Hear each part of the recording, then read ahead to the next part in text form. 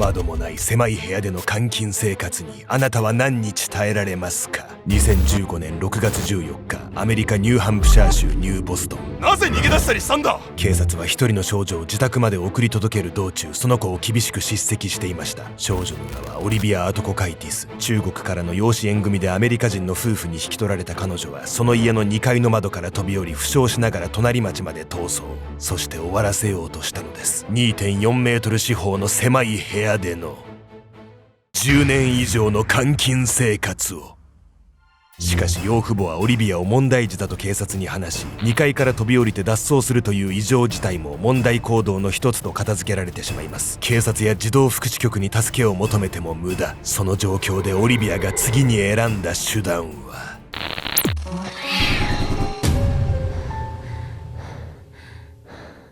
おさすけちゃんです。いや、みやみこです。というより、エミコさん、僕いつもと何か違いますね。何かが違う。はい、気づきました。なんか目の中に入れ墨入れたりした？アニメでしかないでしょ、多分。そんなないか。でもいるか、クレイジージャイアントいるわよ。出てきそうだけど。いる。センスをなくしました。センスをなくした。ああ、そう。はい。センスってなくなんないじゃん、普通。いやいや、なくすでしょ。室内で保管してたら。外出かけてたらわかるけど。まあそうね、そうね。そう。センスなくて落ち着かないんですけど。ああ、そうなの。ただ、そんなことも言ってられないんで。だからセンスがね、ないんですけど、ただ撮影を止めるわけにもいかないんでね。はい。まあこれを機にちょっと新しいセンスをね、新調しようかと思うんで、そうこんな色のセンスいいんじゃねとか、ちょっとおすすめの会社とかね、なんでもいいんですけど、なんかあればね、ぜひね、コメント欄で教えていただければと思います。今回はアメリカで起きた中国人少女の監禁虐待事件をご紹介したいと思います。この少女は養父母によって監禁、そして虐待されていたんですが、警察沙汰にね、何度もこうなってはいながらも、なんと14年間もの間、見逃され続けていたんです。それは何？養父母がうまく隠してたってこと？いや、それがですね、誰がどう見ても虐待されてるだろうっていう状況ではあったんですけど、そんな中でも警察も行政も全く動いてくれなかったのです。なんでよ。ある時、少女は命からがらその家を抜け出し、森の中で見つかります。そしてようやく脱走できたにもかかわらず、その時の少女の心の中には絶望しかなかったんです。絶望にとらわれた少女。2018年9月6日、アメリカニューハンプシャー州モントバーノ。君大丈夫か。町境の森を訪れた民間人は、そこで出くわした少女の姿に思わず目を丸くしました。顔に無数の傷を負ったその少女は全身泥だらけの状態。彼女はサンダルで夜通し森の中を走ったというのです。少女を見つけた民間人はすぐに警察へ通報。警察はちょうど行方不明届があったその少女を前日から捜索しており、彼女を元いた家へ送り届けるべくすぐに対応が取られました。しかし警察署での2時間の事情聴取で少女は、自宅へ戻す判断が本当に正しいのかどうか疑わざるを得ない発言をするのです。家を抜け出した理由は死ぬためなんです。自分はひどい人間で、生まれてきたこと自体が間違い、自分が死ねば家族に恩返しができる。少女は本気でそう信じ、脱走した先で死のうと考えていたといいます。彼女がそう感じていたのは紛れもなく、本来いるべきではないその家の環境のせい。そもそも少女がその家へ来た経緯自体が間違いだらけだったのです。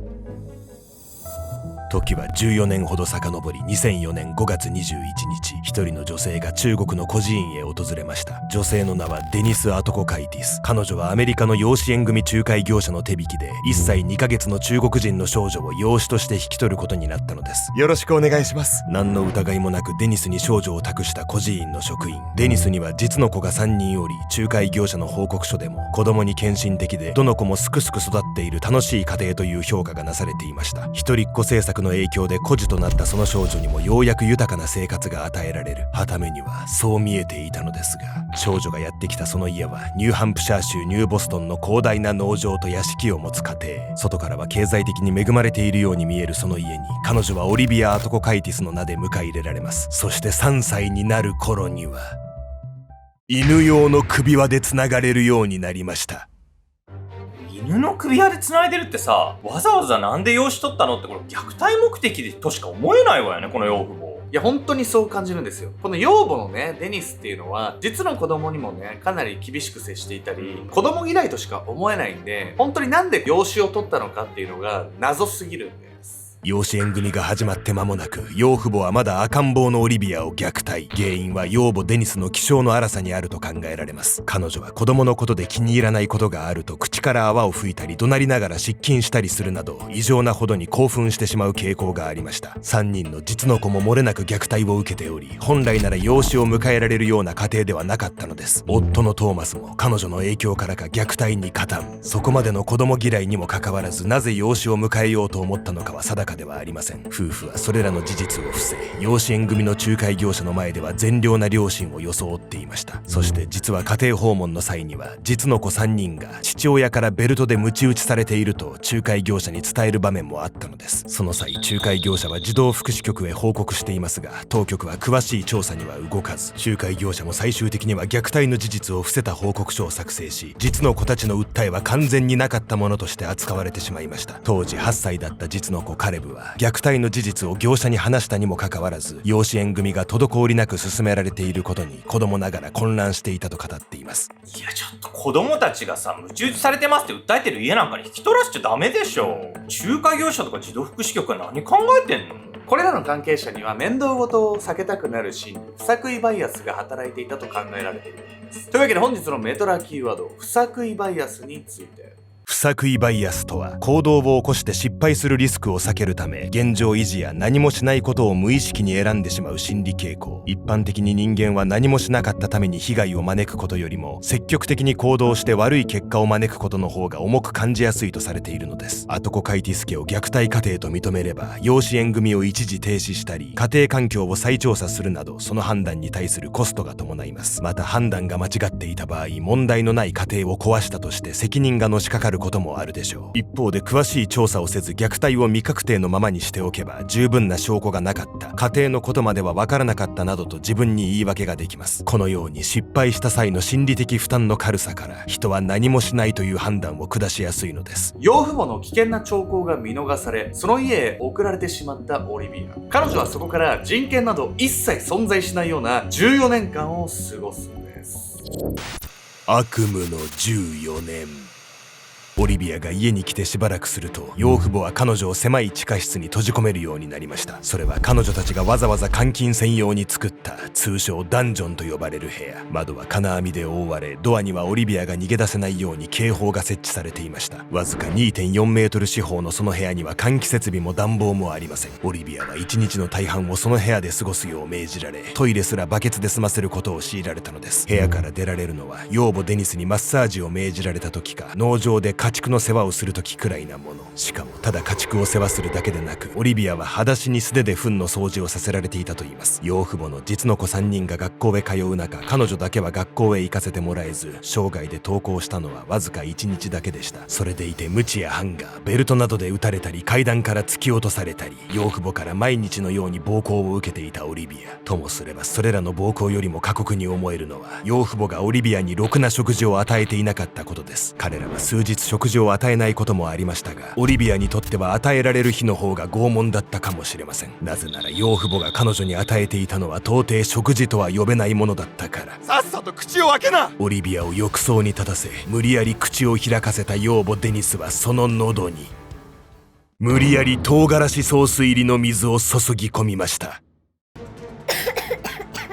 オリビアが激しくむせ返り嘔吐すると、今度はその吐砂物まで食べるように命じる。このほか普通の食事を与えるにしても嘔吐するまで食べさせるなど、彼女はもはや食事そのものがトラウマになるような仕打ちを受けていたのです。これは生き地獄としか言いようがないじゃない。14年間もこんな生活強いられたとしたら、これさ、死にたくなってもしょうがないと思うわよ。ここまでの内容でもね、かなりきついんですが、オリビアはこれに加えて自分をね、無価値な存在だと思い込むように繰り返しね、洗脳というかね、刷り込みをされていたんです。肉体的な虐待に加え、養父母は精神的にもオリビアを追い詰めていきます。彼らはオリビアが中国人であることを罵り、豚鼻の中国人という別称で呼んでいました。中国なんか爆発してしまえばいいんだ。そうなったらお前をあそこに送り返してやるのに。そうした人種差別的な発言の他にも、お前は母親に愛されずゴミ箱に捨てられたなど、自分は無価値な人間だと洗脳するような言葉を投げかけ続けたといいます。さらにオリビアの行動に気に入らないことがあれば110通りの自殺方法を話して聞かせ、て自ら命を絶つよう促したとも。彼らはオリビアの市民権取得手続きもあえて行っておらず、中国へ強制送還すると繰り返し脅しをかけました。オリビアに中国にいた頃の記憶などなく、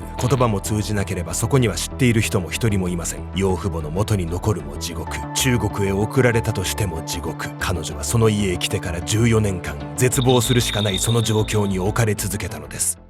気になるのはこの14年間オリビアの救われる機会っていうのはね、何度もあったはずなんです。そんな中でなんでこれが見逃され続けていたのかっていうことなんです。深入りしない大人たち。実はオリビアには虐待から救い出せたと思えるチャンスが何度もありました。まずは2007年、オリビアが5歳の頃にニューボストン警察は家庭内暴力の通報を受け、その家へ駆けつけています。この頃養母デニスと養父トーマスの関係が悪化しており、デニスが家庭内で放火をするなど制御不能なほどの暴力行為に及んでいたのです。しかしこの時はあくまで夫婦間の問題だけが注視され、子供の虐待までは捜査が及んでいませんでした。また別の機会には実の子がスクールバスで暴力事件を起こしたり、介護士をしていた養母デニスの要介護者への虐待疑惑が浮上したことも。このように警察がその家へ来る機会はたびたびあったのですが、いずれも子供の安否確認までは行われなかったのです。この親に任せて大丈夫ってさ、思いそうな親じゃない。なのに警察はなんで見過ごすのかしら。結局さっき言ってた不作為バイアスっていうのが関わってるのかしらね。なんか虐待事件にするのをめんどくさがってるように思いますよね。この後より明確にね、虐待が起こっていると確信するような出来事が起こるんです。ですが警察の判断っていうのは変わらなかったんです。それは2011年、オリビアが8歳を迎えた頃のこと。実の子の一人カレブが父親と喧嘩をして家を飛び出し、スクールカウンセラーにこう訴えたことがありました。父さんと母さんが僕と妹のオリビアを虐待しています。この一件は警察沙汰となり、事情聴取を受けたカレブはオリビアに対する虐待の全貌を証言。調書は23ページに及びました。この時になって警察は初めて養父母の虐待の事実を把握。家宅捜索においてオリビアが閉じ込められていた狭い地下室の様子も撮影されました。ところが警察はその異常な監禁虐待の実態を前にしても犯罪レベルではないと判断したのです。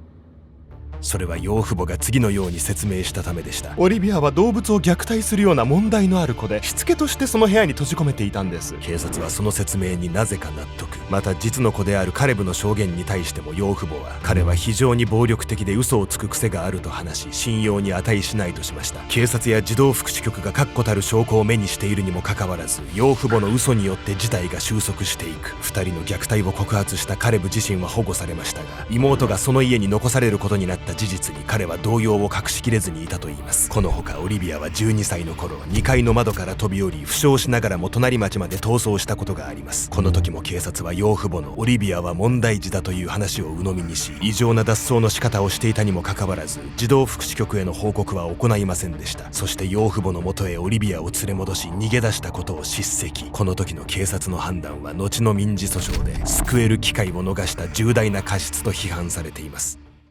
警察も児童福祉局もさ、分かってて見逃してるでしょこれは。だって見れば分かるじゃない。もうしつけの範囲をとうに超えてるわよこれは。ここまでね、警察にも行政にもね、見逃され続けてしまったら、そして軽視されてしまったら、もう子供の力ではどうしようもないんです。そしてこの後オリビアは最後の脱出劇に挑むんです。世間を驚愕させたその脱出の方法とは。壁の向こう側。2018年9月5日、オリビアの監禁部屋からは何かを削るような音がかすかに、しかし絶え間なく響いていた。額にぐっしょりと汗を浮かべたオリビアの手にはペットボトルのキャップが握られている。ここを掘り進めれば出られる。彼女が一心不乱に向き合っている壁の周りには粘土の破片のようなものが散乱していた。オリビアはその日、石膏ボードでできたその部屋の壁が水で濡らすと泥のように柔らかくなることに気づいた。彼女はもう何時間もペットボトルのキャップと自身の手でその壁を掘り進めていた。そしてオリビアの手はついにダンジョンと呼ばれ絶対に抜け出すことができなかったその部屋の壁を突き抜けた。部屋の壁を掘り進め脱走に成功したオリビアはそこから無我夢中で夜の森を駆け抜けました。養父母はすぐに気づいて通報し、警察は捜索犬を使って森の中を探しましたが、彼女は発見されず、翌日隣町で民間人によって保護されることに。またオリビアは脱走の際、遺書のようなメモを部屋に残していたといいます。養父母の洗脳によって自分を無価値に感じ死にたいと考えていた彼女。ここで保護されていなければこの後さらなる間違いが起きていたかもしれません。その後警察は再びオリビアを養父母の元へ戻そうとしていましたが、彼女が死にたがっていることが分かり、ようやく虐待についての捜査が進められます。こうして養母デニスとトーマスは逮捕されますが、3年後の2021年に下された判決は、養母は実刑なし、養父は禁錮6ヶ月となりました。このような結果となったのは、オリビアが監禁・虐待されていた14年間の全てが認定されたわけではないため、養母デニスは司法取引で不法拘禁の罪のみを認めました。ニューハンプシャー州においてこの犯罪に最低何年という実刑は定められていないため、裁判所の判断次第で実刑なしはあり得る判決だったのです。養父のトーマスにしても児童を危険にさらした軽い罪とされました。その他当初問われていた多くの罪状が容疑取り下げに、検察がなぜその司法取引を受け入れたのかは詳しく明かされていません。後にオリビアの代理人は、彼女と同じ家で暮らしていた実の声の聞き取りさえ行われていないと、当時の捜査のあり方に疑問を呈しています。14年間も監禁してさ、虐待してた人間が実刑なしなんて、これ納得できるわけないじゃない。オリビアはさ、人生のほとんど奪われてるのよこれ。結果としてね、賠償命令は出されたんですけど、お金だけで償えるって話じゃないですよ。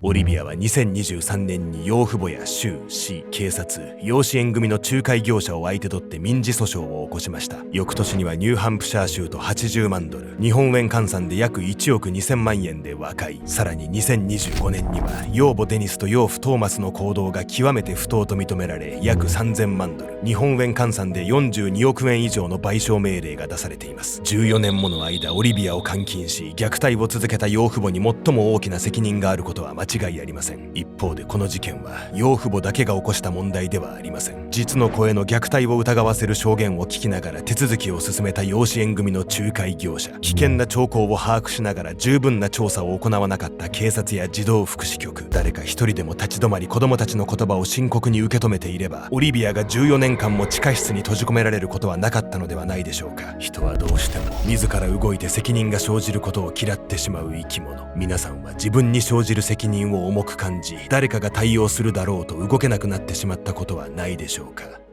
おそすけちゃんです。やみやみこですというわけでね、皆さん、ここね、新しくスタジオになったね、シュメルにて、9月20日にね、シーシャイベントをね、開かせていただきます。